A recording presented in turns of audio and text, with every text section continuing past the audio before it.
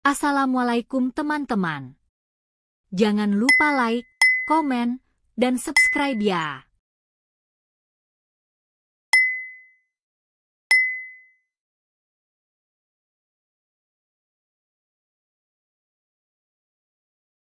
Rani dan Nita sudah bersahabat sejak duduk di bangku SMA. Mereka seperti dua sisi mata uang yang tak terpisahkan. Di mana ada Rani, di situ pasti ada Nita.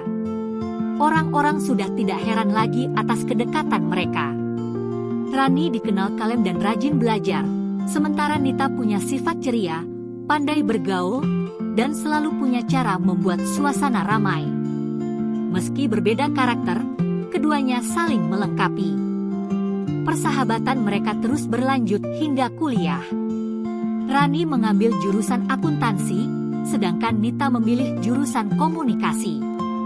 Mereka tinggal di kosan yang sama dan berbagi segala hal.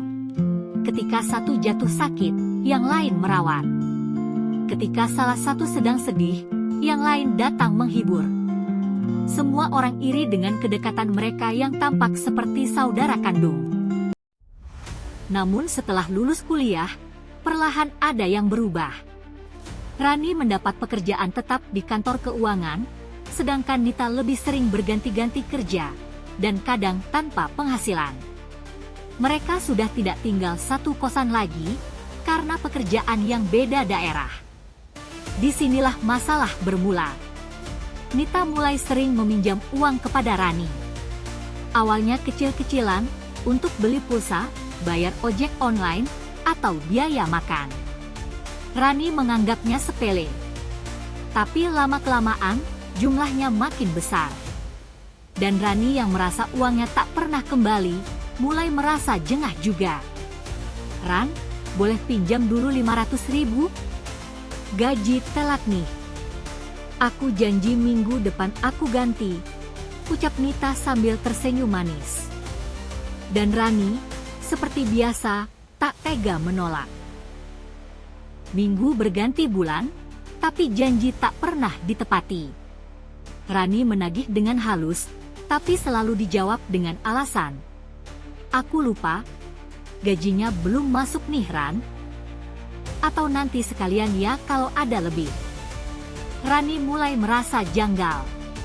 Di satu sisi, Nita bilang tak punya uang, tapi di sisi lain, ia aktif di media sosial, pamer makan di restoran mahal, beli baju baru, bahkan stay chat-jam di hotel. "Nit, kamu katanya belum gajian, kok bisa kebalik?" tanya Rani suatu hari. Nita hanya tertawa. "Ah, itu bareng temen, dibayarin kok. Relas aja, nanti juga aku bayar." Rani mulai merasakan luka kecil di hatinya. Tapi ia masih mencoba berpikir positif. Sebagai teman ia harus bisa memaklumi. Mungkin memang lagi susah. Namanya juga teman, harus saling bantu. Gumamnya dalam hati, menenangkan diri. Namun kenyataan tak berubah. Setiap kali bertemu, Nita hanya datang untuk dua hal, meminjam uang atau mengeluh soal hidupnya. Tidak pernah ia benar-benar datang sebagai sahabat dengan tulus seperti dulu saat masa-masa sekolah. Bahkan di hari ulang tahun Rani, Nita hanya mengirim pesan singkat.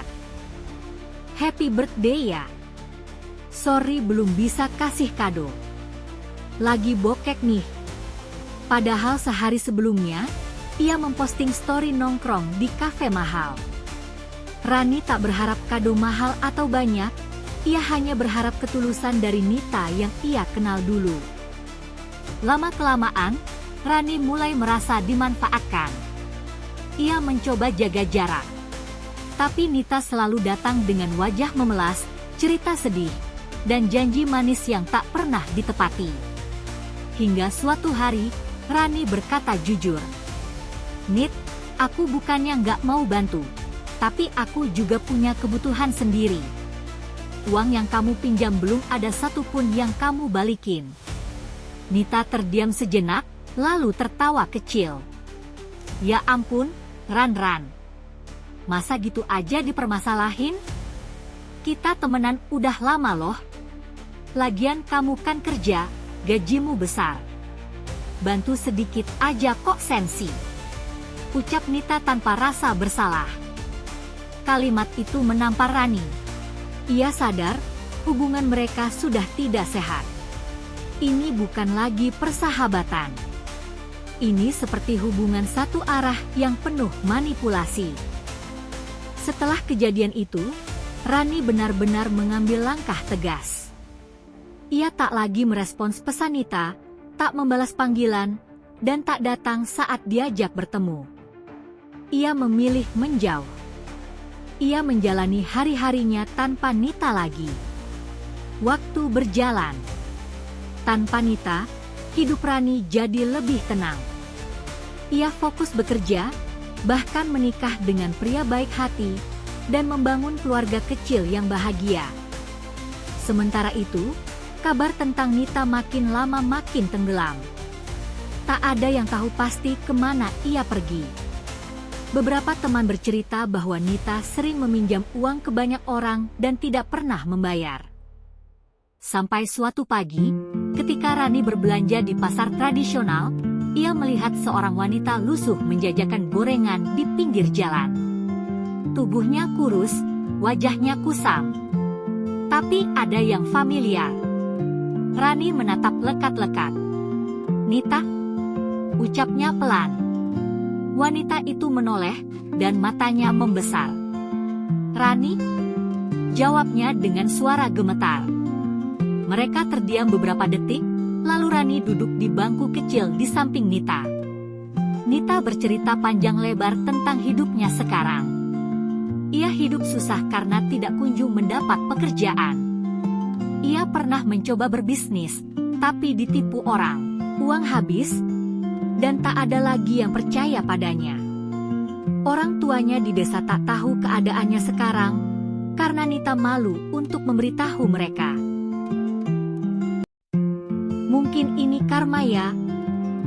Aku dulu terlalu sering menyakiti orang.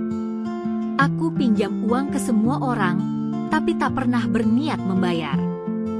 Aku pikir hidupku akan baik-baik saja seterusnya. Aku hanya mikirin gengsi dan kesenangan sementara. Bahkan aku terlilit hutang cuma demi memenuhi gaya hidup. Dan sekarang aku menderita. Ceritanya dengan suaranya serak. Rani mendengarkan dengan tenang. Dalam hatinya, masih ada luka lama, tapi ia juga merasa iba. Ia tak menyangka hidup Nita berubah seperti ini. Sebelum pamit, Rani menawarkan pekerjaan tambahan yang bisa dikerjakan sambil jualan. Ia juga mengulurkan uang dan makanan untuk Nita. "Tolong terima ini, Nit. Aku ikhlas ngasih ini. Tapi kamu harus bangkit. Jangan terus menyalahkan masa lalu ya. Aku akan selalu mendoakan kamu." Nita memegang tangan Rani dengan mata berkaca-kaca. "Terima kasih Ran. Aku nggak pantas dapat kebaikan ini. Tapi aku janji akan berubah." Hari-hari berikutnya, Rani sering melihat Nita di pasar. Ia mulai memperbaiki diri. Jualannya makin rapi, ia lebih ramah, dan wajahnya makin hari makin ceria. Ia benar-benar bekerja keras dan bangkit dari keterpurukan. Bulan demi bulan berlalu. Rani kadang membeli gorengan Nita diam-diam, suaminya yang membeli karena Nita tidak mengenali. Ia tak ingin merendahkan harga diri sahabat lamanya. Ia hanya ingin membantu dari kejauhan. Suatu hari, Nita datang ke rumah Rani. Ia membawa amplop berisi uang. "Ini sebagian dari uang yang dulu pernah aku pinjam. Aku tahu mungkin ini nggak sebanding, tapi aku ingin menebus kesalahanku." Rani terkejut dan menolak, tapi Nita bersikeras. "Aku harus lakukan ini. Kalau tidak, aku akan terus merasa bersalah. Aku bukan cuma mau bayar uang, tapi juga minta maaf dari hati yang paling dalam Ran. Dari sekian banyak orang yang aku kenal, kamu satu-satunya orang yang tulus. Akhirnya, Rani menerima. Bukan karena butuh uang itu, tapi karena menghargai perjuangan Nita. Mereka berpelukan, dan air mata mengalir di pipi keduanya. Dalam hati, Rani berkata, kadang kita harus kehilangan untuk menyadari siapa yang benar-benar tulus. Tapi ketika seseorang berubah, kita pun harus bisa memberi kesempatan. Sejak saat itu, hubungan mereka mulai membaik. Tidak seperti dulu, tapi ada kehangatan yang perlahan tumbuh kembali, bukan karena uang, tapi karena ketulusan. Nita tak lagi hidup dalam kemewahan palsu. Ia jalani hidup sederhana, tapi penuh kerja keras. Ia belajar dari kesalahannya dan tidak ingin mengulangi kebodohan yang sama. Rani pun bersyukur.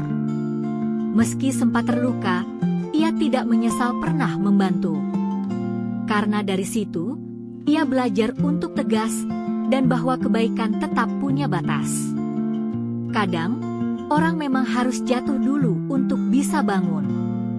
Dan saat bangun itulah, mereka bisa benar-benar mengerti arti tanggung jawab dan kepercayaan. Persahabatan sejati bukan tentang seberapa sering kita membantu, tapi seberapa tulus kita saling menghargai, termasuk dalam hal yang sering dianggap sepele, yaitu hutang. Karena setiap perbuatan, sekecil apapun, akan kembali pada kita. Cepat atau lambat, hidup selalu menyimpan cara sendiri untuk mengajarkan pelajaran. Dan karma adalah guru terbaiknya. Dari kisah ini kita belajar bahwa hukum alam tetap berlaku. Apa yang kita tanam, maka itulah yang akan kita tuai.